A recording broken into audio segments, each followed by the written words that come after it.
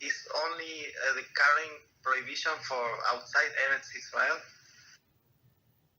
About what? I didn't get about Eretz Israel. What? Carrying is only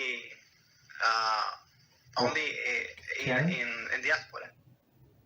Caring? No, it's everywhere. Why you say no? It's everywhere.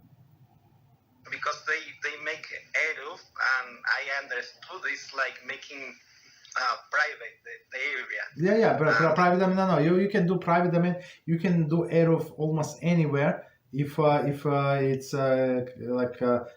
according to some halakhic, the special halakhic definitions. So it must be like not too many people go through that area. Like in capital cities or big countries, it's not going to work. So what? So I mean, if it's on the main street or next to main street, it's not going to work. Like even where I live, so Moshe Feinstein Zatzal was against it. So he against it.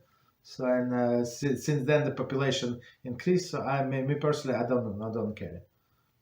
Never. Because I understand or I conceive Eretz Israel as being between an Eruv, but no, it's not true. They in every city they have to build their own Eruv, or in every location neighborhood they can build their own Eruv, but it's not by default it's all covered. It's not true.